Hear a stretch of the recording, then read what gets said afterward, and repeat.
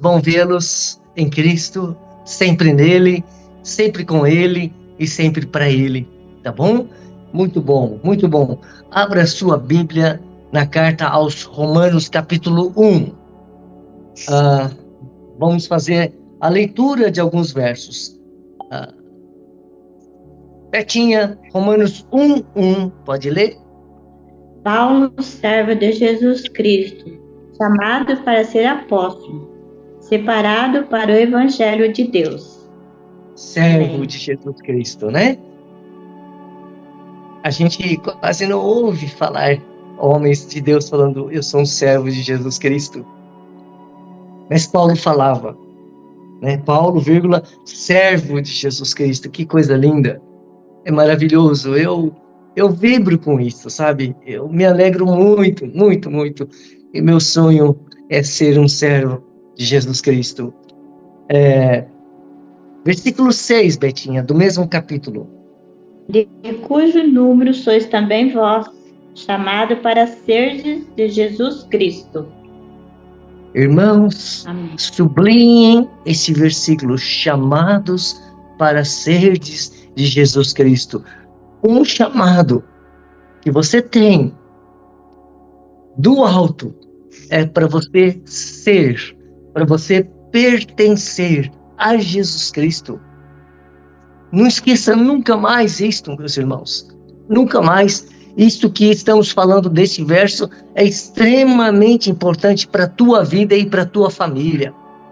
Você e eu, a CBR, foi chamado para pertencer a Jesus Cristo. Aleluia! É maravilhoso isso, irmãos. O duro é o homem pertencer a ele próprio até a morte. O duro é o crente ser do mundo até a morte. Esse estado de ser de Cristo é totalmente maravilhoso, irmãos. Quando você lê um versículo desse, você tem que gritar, aleluia, obrigado, Jesus. Eu sei que eu fui chamado para ser teu, para pertencer a ti. Sou teu, Senhor, sou teu, Senhor. É assim que tem que vibrar cada coração que entende a Escritura.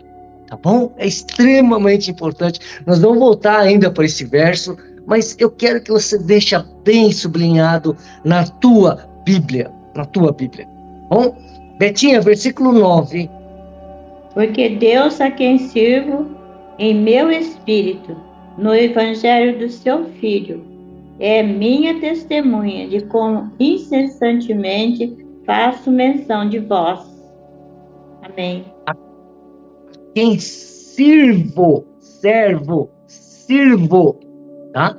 A quem sirvo em meu espírito, sublinha isso também, em meu espírito. O verdadeiro servo serve a Jesus Cristo no espírito, não no ego, não na alma, não no intelecto dele, mas no espírito, no espírito. Aí, ele servia a Deus no espírito. E isso é extremamente importante, porque somente um nascido de novo, do espírito, no espírito, pode ser verdadeiramente um servo de Jesus Cristo. Eu sei essa diferença. Por décadas eu servi em mim mesmo, com a minha força. Mas hoje eu sei que é no Espírito. E é tão gostoso servir ao Senhor no Espírito. No Espírito. Vocês sabem que João 4, 23 e 24, Maísa, João 4, 23 e 24. Nós sabemos que Deus é Espírito. Esse é um tema que quase ninguém fala.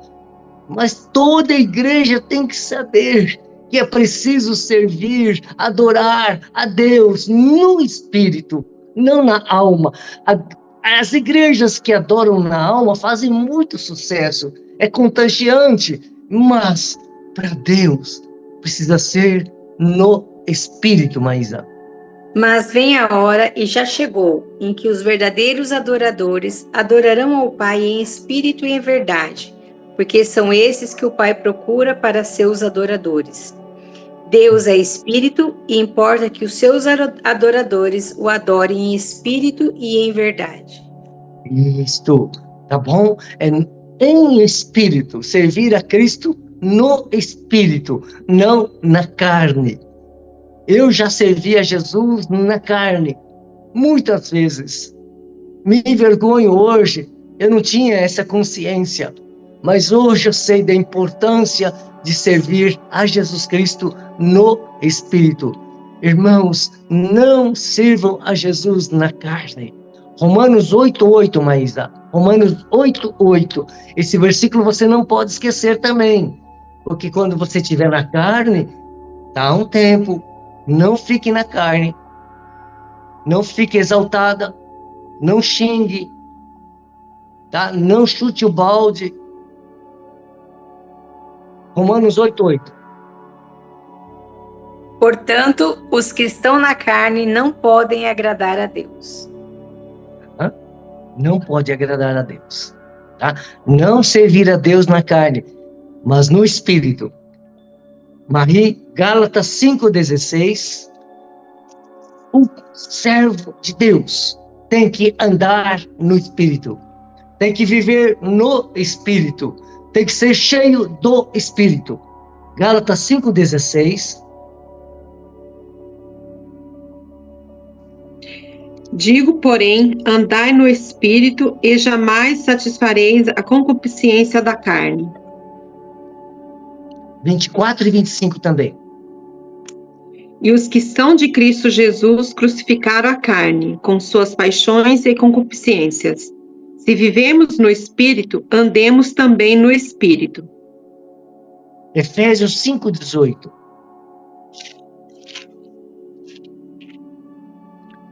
Esses versos são para o servo de Deus, tá? Servir a Deus no Espírito, como Romanos 1 fala, como o apóstolo Paulo testemunha, não servir na carne, mas sempre no Espírito. Amém. E não vos embriagueis com vinho, no qual há dissolução, mas enchei-vos do Espírito. Então, o primeiro aspecto que eu quero deixar para você nesta noite é que um servo, ele serve a Cristo no Espírito. Nunca mais esqueça disto, tá? É no Espírito, não é em você mesmo, é no Espírito. Você tem que ser novo nascido do Espírito, tá? Tem que viver no Espírito, não na carne.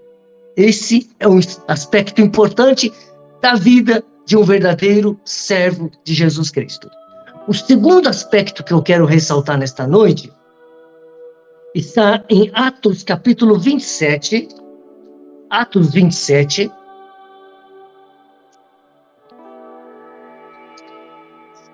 Versículo 23, Mico. Porque esta mesma noite, o anjo de Deus, de quem eu sou e a quem sirvo, esteve comigo. Essa primeira parte, de quem eu sou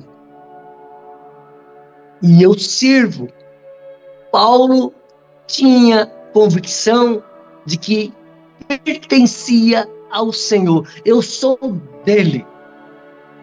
Eu sou propriedade dele. Não mais meu. Eu sou dele, de quem eu sou, e a quem sirvo. O servo deve saber que tem um Senhor e que pertence ao Senhor. Não é mais ele e dele o servo, mas é do Senhor. Dá para entender esse aspecto fundamental de quem serve a Cristo? Ele pertence a Jesus Cristo. Eu confesso para vocês que eu aprendi jargões desde a minha infância, tipo assim, eu sou dono do meu próprio nariz. Ninguém manda em mim, não. Ninguém manda em mim. Eu faço o que eu quero.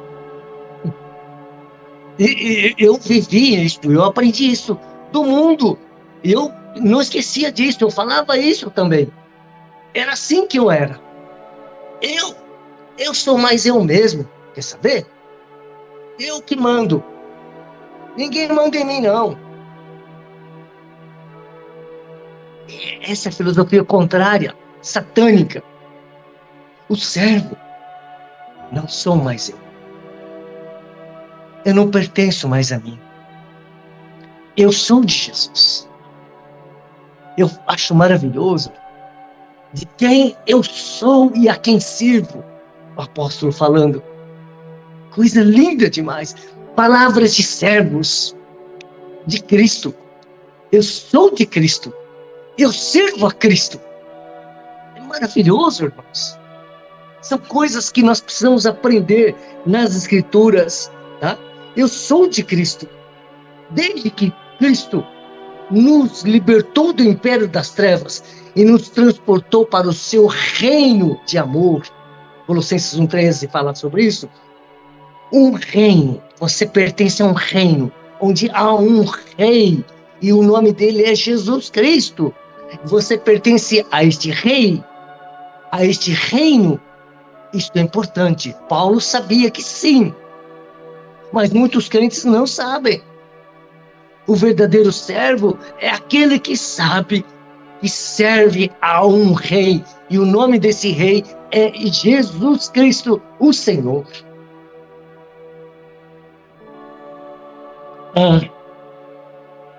Pertence ao Senhor Jesus Cristo. De quem eu sou, disse Paulo. De quem eu sou, de quem eu sou.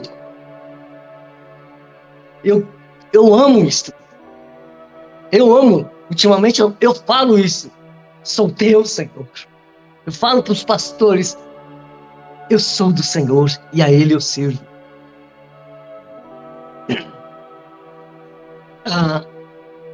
Um servo, ele sabe que não é mais dono do seu nariz.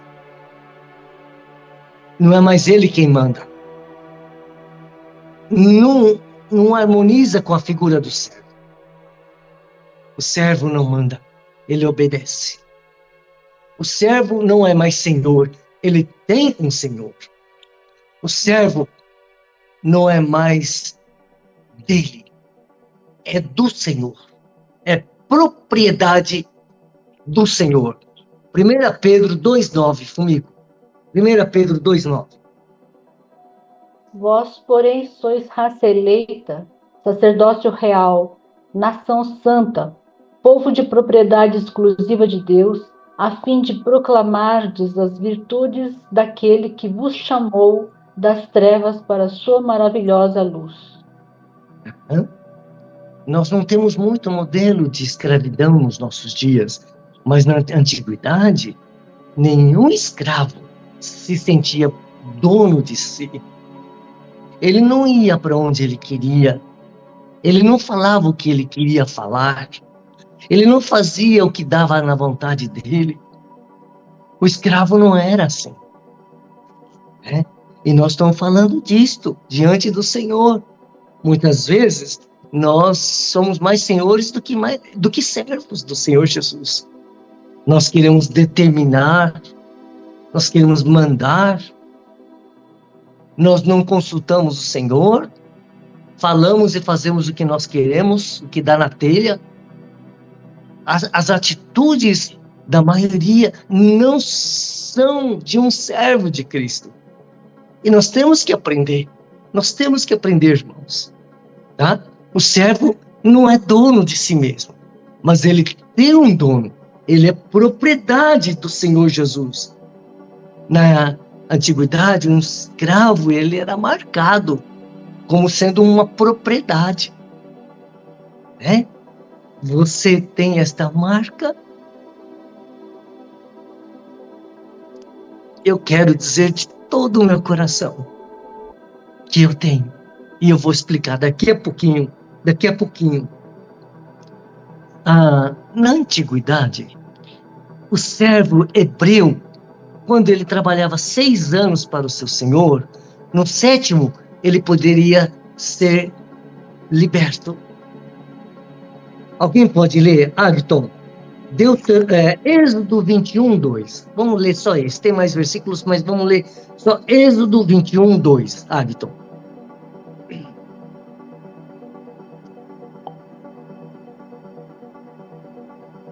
E se entrou solteiro, sozinho sairá.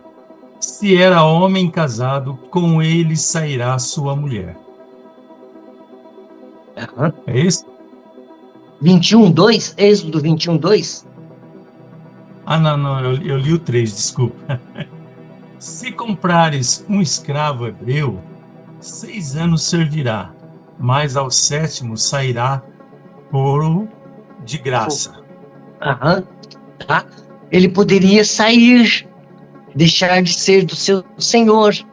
Ele tinha essa liberdade, o servo hebreu, tá? Hebreu. Os israelitas, tá?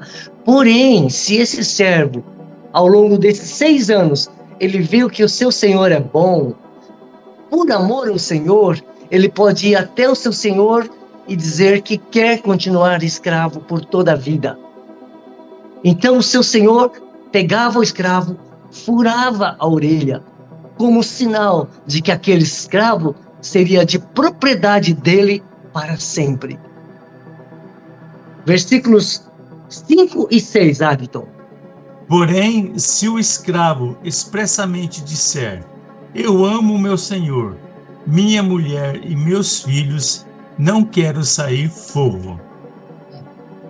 Então o seu senhor o levará aos juízes e o fará chegar à porta ou à ombreira, e o seu senhor lhe furará a orelha com uma sovela, e ele o servirá para sempre.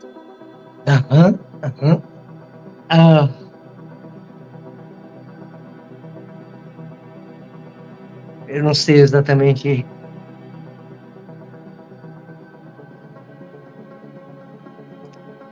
Menos de 30 anos atrás, eu estava com um amigo pastor lá em São Paulo. A gente estava passando uma manhã orando, e naquela manhã o Senhor me visitou de uma maneira muito, muito real, porque Ele sabia que eu estava hesitando em servi-lo. Eu queria abandonar o ministério pastoral.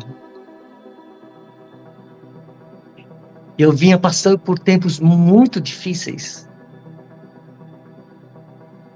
Mas naquela manhã, quando o Senhor veio falar comigo, eu caí de joelhos,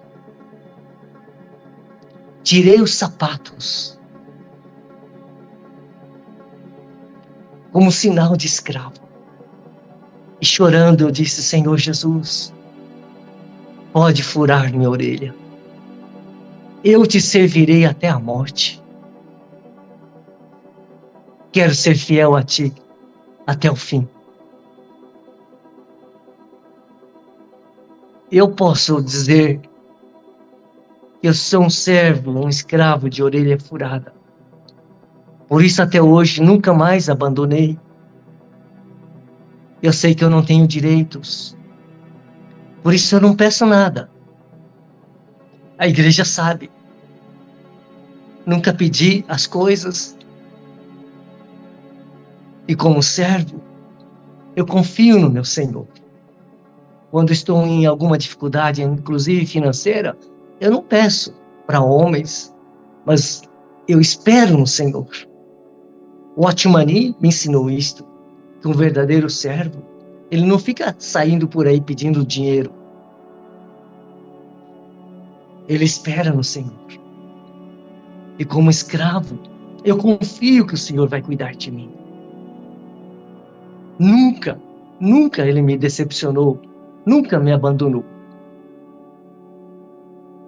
Como um escravo de orelha furada, eu não posso ir para onde eu quero ir, quando eu quero ir, como eu quero ir.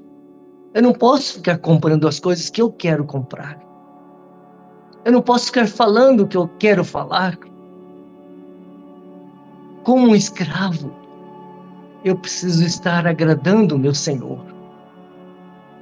Até aí, o supermercado, eu não posso ir porque a geladeira está vazia. Mas eu vou orando e o Senhor prontamente abre as portas para eu ir ao supermercado. Em todas as coisas, Ele é o Senhor. Precisamos aprender a viver assim, irmãos, como servos de Jesus Cristo. De Jesus Cristo. É interessante que na Bíblia, nem sempre Jesus, o Senhor, chamava alguns de meu servo.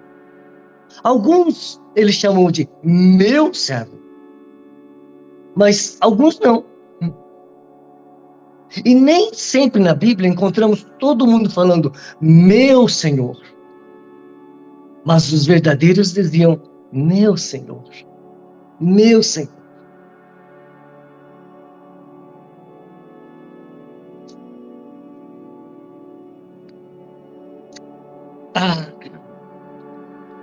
Como servos, vamos procurar consultar o Senhor em todas as coisas, tudo.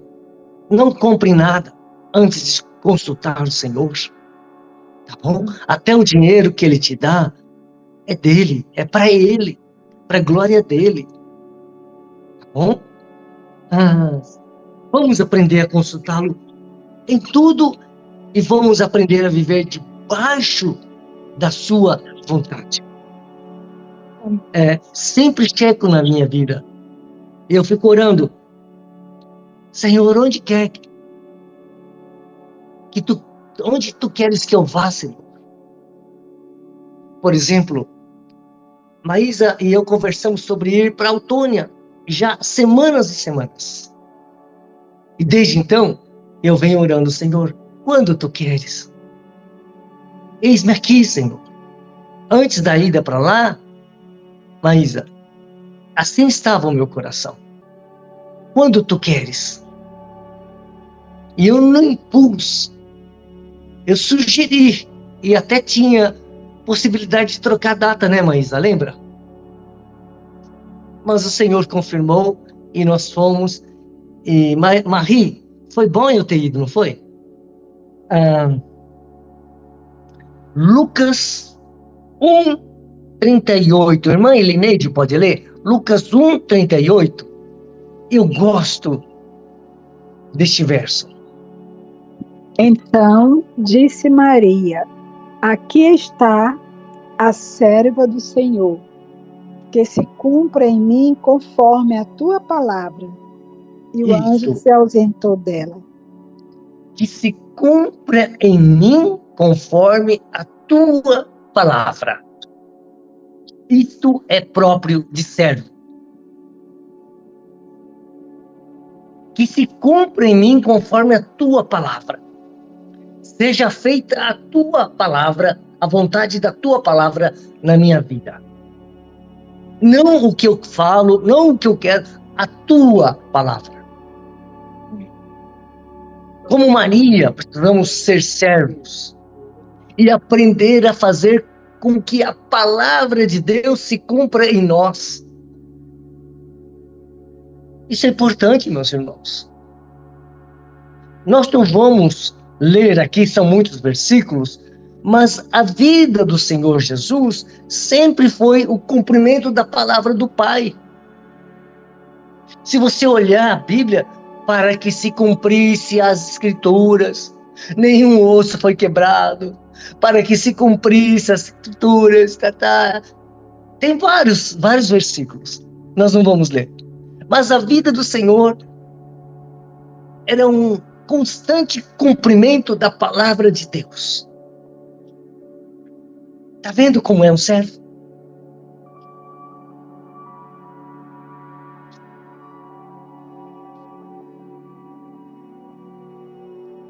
Um servo vive para cumprir a palavra de Deus. Vamos nos submeter a palavra. Vamos viver segundo a palavra. Se a palavra diz: o que Deus ajuntou, não separe o homem. Então, homem e mulher, nenhum pode separar. Porque é a palavra de Deus. Precisamos viver segundo a palavra de Deus. Não falar mal de outrem. Tiago 4:11. Então, não falar mal. Segundo a palavra de Deus, eu vivo. Tá bom? Vamos ser servos que cumprem a palavra do nosso Deus. Vamos ser servos que harmonizam, que se encaixam na palavra, na vontade do nosso Deus. Amém? Amém. Amém. Amém. Vamos para a palavra, para o livro. Página 56. Número 6, alguém pode ler? Falta de autocontrole. Melhor é o que se domina do que aquele que toma uma cidade. Provérbios 16:32. Líderes impulsivos reagem com ira, medo ou ansiedade, e isso pode levar ao estresse e a tomar decisões ruins, gerando um ambiente de instabilidade e medo, o que, em última análise, revela falta de domínio próprio, fruto do espírito. Alguém pode me dar um exemplo de um líder bíblico que não tinha autocontrole?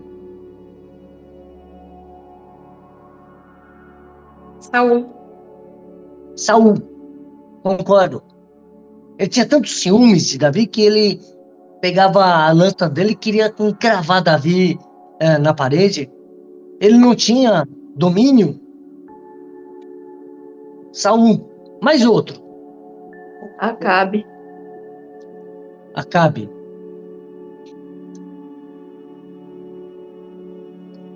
Sim.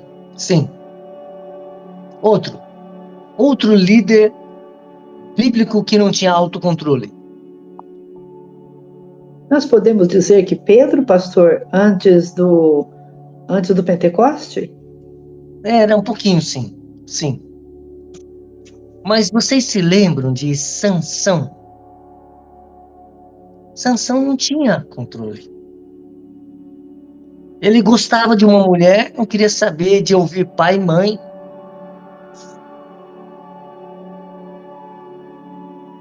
E morreu como morreu, né? Cego.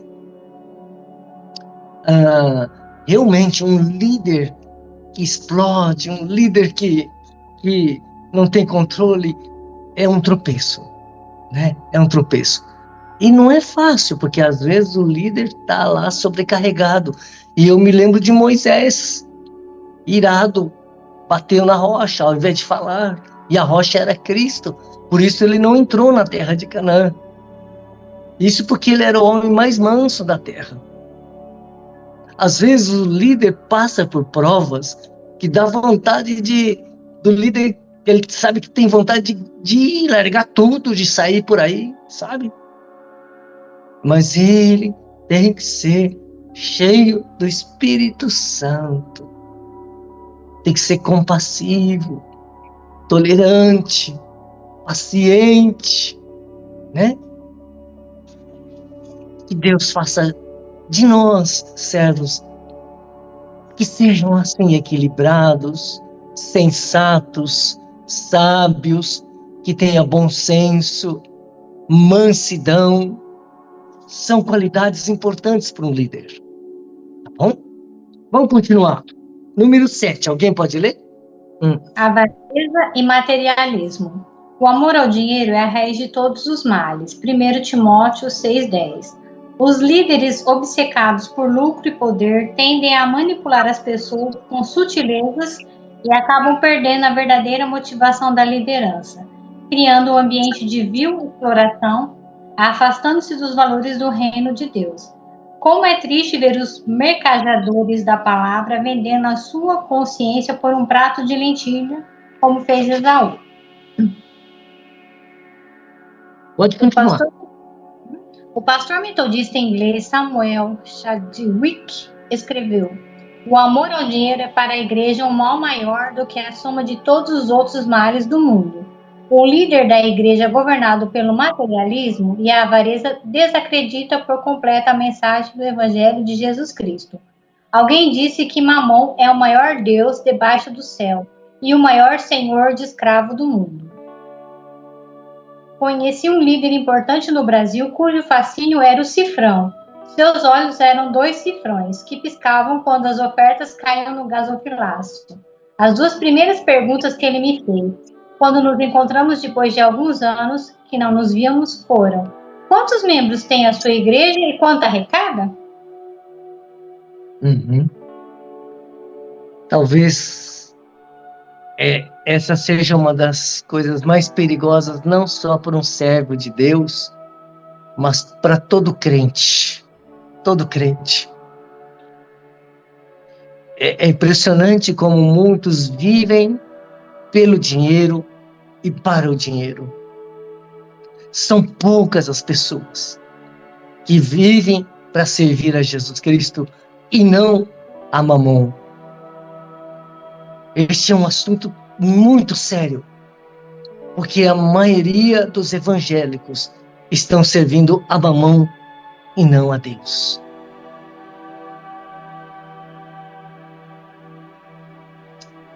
Tem muitos versículos, vamos ler só alguns aqui, Alessandra, vamos lá, vai. 1 Timóteo 3,8. 1 Timóteo 3,8. Semelhantemente, quanto a diáconos, é necessário que sejam respeitáveis de uma só palavra, não inclinados a muito vinho e não cobiçosos de sórdida ganância.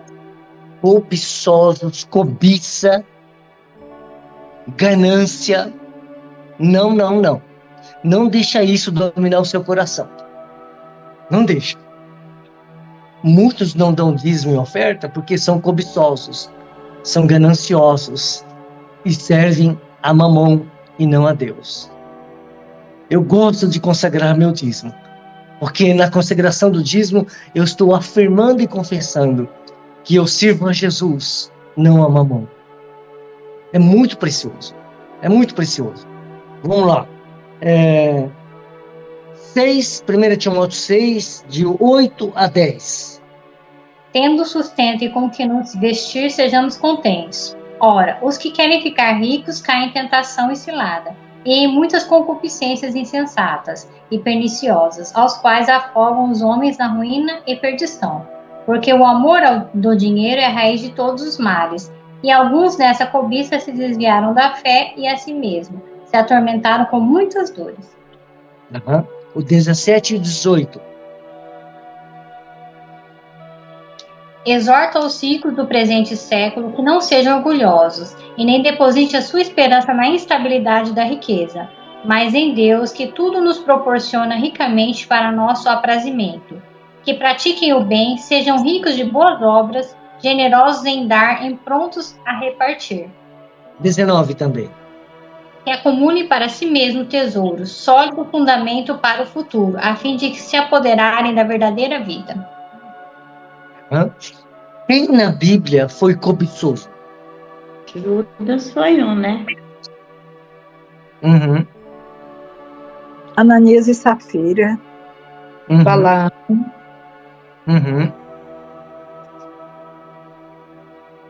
Absalão. Um que ele próprio confessou que cobiçou foi Acã. Em Josué. Alguém pode ler? Josué 7:21. Quando vi entre os despojos uma boa capa babilônica e 200 ciclos de prata e uma barra de ouro do peso de 50 ciclos, cobicei-os e tomei-os, e eis que estão escondidos na terra, no meio da minha tenda, e a prata por baixo. Cobicei. Cobiça é perigoso, irmãos. Não cobice o dinheiro. Não cobice o dinheiro. Olha lá, Tiago 1, 14 e 15, irmão Devanir. Tiago 1, 14 e 15. Tiago. Agora vamos passear.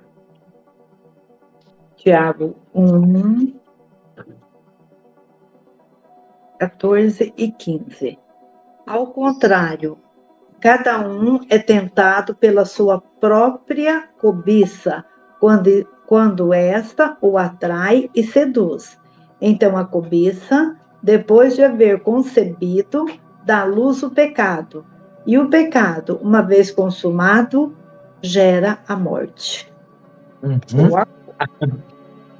A cobiça, irmãos, pode matar. E mata muita gente. É um perigo. É um perigo, irmãos. Tá? Não vamos ler Êxodo 20, 17, 27, mas lá é um dos mandamentos, um dos 10 mandamentos é não cobiçarás. Não cobiçarás. Então vamos prestar atenção, irmãos, neste verbo, não cobiçar. Tá? É importante. Irmã Devanir, vamos ler mais alguns versículos. Mateus 6, 24. Ninguém pode servir a 2 senhores, porque ou há de aborrecer-se de um e amar ao outro, ou se devotará a um e desprezará ao outro. Não podeis servir a Deus e às riquezas. Uhum. Não tem jeito. Tomem cuidado, irmãos. Muitos crentes não acham, mas estão servindo ao dinheiro. Servindo ao dinheiro, não a Deus. Não a Deus. Tá? Cuidado, cuidado. É muito sutil, mas o Senhor tem razão. Tá bom? Seu coração tem que estar isento de idolatria. Não precisa abrir, mas Colossenses 3,5 fala que a avareza, o amor ao dinheiro, o apego ao dinheiro é idolatria. Está adorando o dinheiro. Tá? Tome cuidado. Se noite e dia o dinheiro faz parte da tua vida, tua preocupação, teu desejo, teu sonho, cuidado. É idolatria, é avareza. Não vai por esse caminho. É destruidor, é morte. Tá? É importante você ser uma pessoa liberta disto. Lucas capítulo 12, de 13 a 21. Jesus reprova a avareza. Nesse ponto, um homem que estava no meio da multidão lhe falou: Mestre, ordena a meu irmão que reparta comigo a herança. Mas Jesus lhe respondeu: Homem, quem me constituiu juiz ou partidor entre vós? Então lhes recomendou: Tende cuidado e guardai-vos de toda e qualquer avareza, porque a vida de um homem não consiste na abundância dos bens que ele possui. Ele lhes proferiu ainda uma parábola, dizendo: O campo de um homem rico produziu com abundância, e arrazoava consigo mesmo, dizendo: Que farei? Pois não tenho onde recolher os meus frutos. E disse: Farei isto: destruirei os meus celeiros, reconstruí-los-ei maiores, e aí recolherei todo o meu produto e todos os meus bens. Então direi à minha alma: Tens em depósito muitos bens para muitos anos. Descansa, come, bebe e regala-te. Mas Deus lhe disse: Louco, esta noite te pedirão a tua alma, e o que tens preparado para quem será? Assim é o que entesoura para si mesmo e não é rico para com Deus. O pastor, ele fala. Deus só faz uma fala aqui no 20, mas é a determinante. É impressionante como ele conhece o coração do homem, né? É impressionante. Só para a gente terminar, Salmo 119, 36. Salmo 119, 36. Eu ainda? Sim. Epa. Salmo 119, 36. 36, está na última. Tarará. Inclina-me o coração aos teus testemunhos e não a cobiça. Inclina-me o coração aos teus testemunhos e não a cobiça. Esta é a oração do salmista, né, pastor? Sim. Deve ser a nossa também nos dias de hoje. Tá bom?